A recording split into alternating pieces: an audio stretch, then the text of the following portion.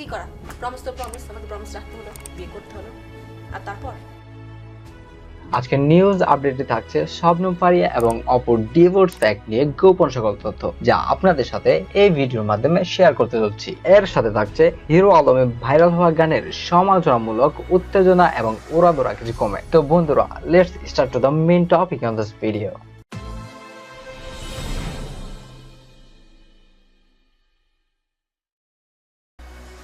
আজকাল মিডিয়া জগতের দিকে চোখ করে তাকালেই দেখা যায় অনাকাঙ্ক্ষিত কিছু ঘটনার সূত্রপাত, যা আমাদের মোটেও আশাবাদী ছিল না। আর সেই সকল ঘটনাকে কেন্দ্র করে সোশ্যাল মিডিয়াতে ভাইরাল হয় আজব টাইপের কিছু ভিডিও, যা আমাদের রীতিমতো চিন্তিত করে ফেলে।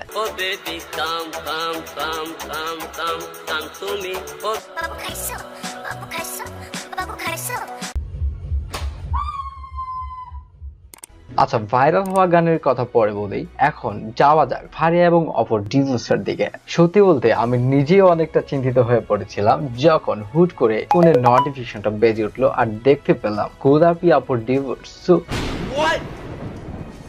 গোলাপি আপুটাকে সেই প্রশ্নের উত্তর না জানা আমার সহজ সরল মন। তো যাই হোক, পরবর্তীতে জানতে পারলাম ফারিয়া আপুকে গোলাপি হিসাবে আখ্যায়িত করেছেন একজন দুষ্টু ইউটিউবার। আচ্ছা, এবার ভিডিওর মেইন পয়েন্টে আসতে যাক। কিভাবে শবনম ফারিয়া এবং অপুর সম্পর্ক হয়েছিল। অবভিয়াসলি মিডিয়ার মাধ্যমে পরিচিত হয়েছিল তারা একে অপরের সাথে। হ্যাঁ, 2015 সালে ফেসবুকের মাধ্যমে তাদের প্রথম পরিচয় হয়েছিল। তবে মাঝখানের টুইস্টটা হচ্ছে ফারিয়া এবং অপু দুজনেই প্রথম অবস্থায় খুব ভালো ফ্রেন্ড ছিল। তারপর টানা 3 বছর তাদের ফ্রেন্ডশিপ সুন্দরভাবে কন্টিনিউ হচ্ছিল। এরপর ওনাদের কোন ভূতে কিলাইছিল আমার জানা নাই, 2018 সালে ফেব্রুয়ারি মাসে হুট করে তাদের বিয়ের এঙ্গেজমেন্ট করানো হয়। তার মানে পূর্বের 2015 সাল থেকে 2018 সালের মধ্যখানের ফ্রেন্ডশিপ স্ট্যাটাস চেঞ্জ হয়ে রিলেশন স্ট্যাটাসে পরিবর্তিত হয়েছিল। সেটা গণমাধ্যমে এতটা আলোচনা হয়নি। যাই হোক, 2018 সালে বিয়ের পর তাদের দাম্পত্য জীবন শুরু হয় এবং সুখী জীবনযাপন করতে থাকে। যদিও দুজনের প্রফেশন আলাদা আলাদা ছিল।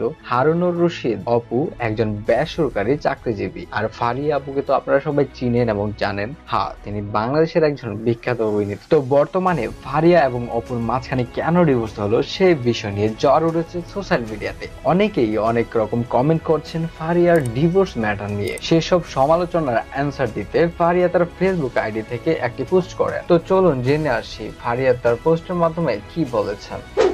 মানুষের জীবন নদীর মতো, কখনো জোয়ার, কখনো ভাটা, কখনো বৃষ্টির পানি বেড়ে যায়, শীতকালে পানি শুকিয়ে যায়। আমাদের জীবনও এমনই হয়। আমাদের জীবনেও কিছু মানুষ আসে, কেউ কেউ কিছু কারণে দায়িত্ব ধরে রাখতে পারে না। আমার মা সবসময় একটা কথা বলেন, আল্লাহর হুকুম ছাড়া একটা গাছের পাতাও নড়ে না, আমরা শুধু চেষ্টা করতে পারি। ঠিক সেভাবেই আমি আর অপু অনেকদিন ধরে চেষ্টা করছি একসাথে থাকতে, কিন্তু বিষয়টা একটা পর্যায়ে খুব কঠিন হয়ে যায়। মানুষ কি বলবে ভেবে নিজেদের উপর একটু বেশি টর্চার করে ফেললাম আমরা। জীবনটা অনেক ছোট, এত কষ্ট নিয়ে বেঁচে থাকার কি দরকার, এটা ভেবে আমরা এই বছরের শুরু থেকে সিদ্ধান্তে আসছি আমরা আর একসাথে থেকে কষ্ট করতে চাই না। তাও এই বছরের খানিক সময় নিয়েছি পরস্পরকে বুঝতে। ফাইনালি আল্লাহ যা করেন ভালোর জন্যই করেন ভেবে আমরা আমাদের প্রায় 2.5 বছর বৈবাহিক জীবন অবসান ঘটিয়ে আবারও 5 বছরের পুরনো বন্ধুত্বে ফিরে গিয়েছি। বিবাহ বিচ্ছেদ হয়, কিন্তু ভালোবাসার বিচ্ছেদ নেই, বন্ধুত্বের বিচ্ছেদ নেই। যতদিন বেঁচে আছি আমাদের ভালোবাসা ও বন্ধুত্ব থাকবে।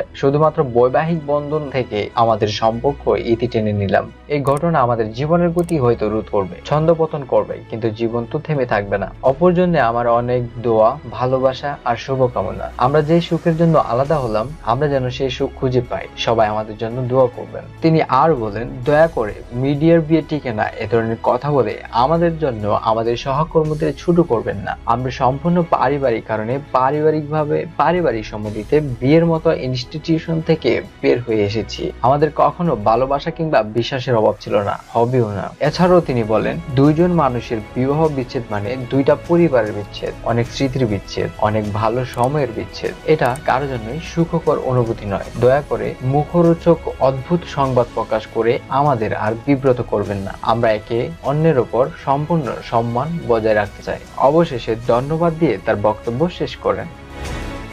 এবার আসা যাক হিরো আলমের হাস্যকর গানের টপিক নিয়ে। হিরো আলম থেকে মিস্টার জিরো রেপুটেশন গান প্রেজেন্ট করে আবারও তুমুল মজা দিচ্ছেন সোশ্যাল মিডিয়াতে। প্রথম গানের পর আবারও দ্বিতীয় একটি গান গেয়ে হাস্যরচিত রেকর্ড করলেন হিরো আলম। আমি তোমাদের হিরো আলম, আমি তোমাদের হিরো আলম।